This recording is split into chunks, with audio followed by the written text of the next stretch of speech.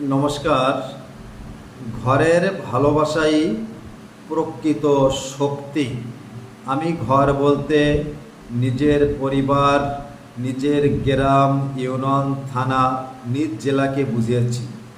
আমরা অনেকেই ঢাকা বসে সারা দেশের কথা ভাবি, সারা বিশ্বের মানুষের কথা ভাবি, আন্তর্জাতিক কথাবার্তা চিন্তা করি, নিজেকে অনেক বড় মনে করি। আমি নিজে অনেক শক্তিশালী, জনপ্রিয় মনে করি। কিন্তু আপনার এলাকায়, আপনার জেলায়, আপনার গ্রামে, পরিবারে যদি আপনার আপনার প্রতি ভালোবাসা না থাকে, তাহলে দেখবেন আপনার শক্তি বাড়বে না, বরং কমবে।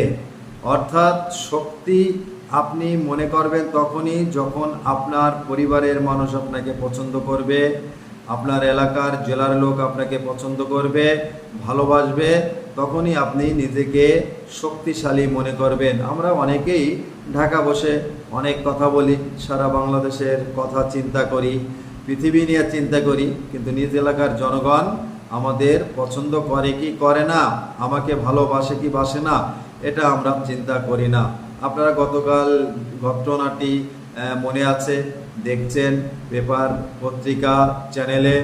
ভিপি নূর, যিনি জুলাই আগস্ট আন্দোলনে যারা সবচেয়ে বেশি কথা বলছে, যারা দেশ নিয়ে, জাতি নিয়ে কথা বলছে, তাদের মধ্যেও একজন ভিপি নূর। তিনি গতকাল প্রচারের জন্য তার এলাকায় গিয়েছিলেন, কিন্তু এলাকায় গিয়ে প্রায় 5 ঘন্টা অবরুদ্ধ ছিলেন।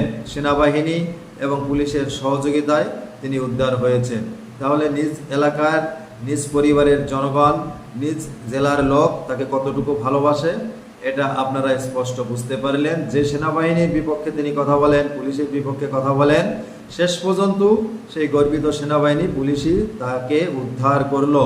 অতএব আমাদের মনে রাখতে হবে, আমরা যারা ঢাকা বসে কথা বলি, বিভিন্ন শহরে বসে কথা বলি, তাদেরকে সর্বপ্রথম গুরুত্ব দিতে হবে নিজের গ্রাম, নিজের পরিবার, নিজের ঘর, যে এখানের জনগণ আমাকে কতটুকু ভালোবাসে, তাদের জন্য আমি কি করতে পেরেছি, বা তাদের প্রতি আমার ভালোবাসা কতটুকু।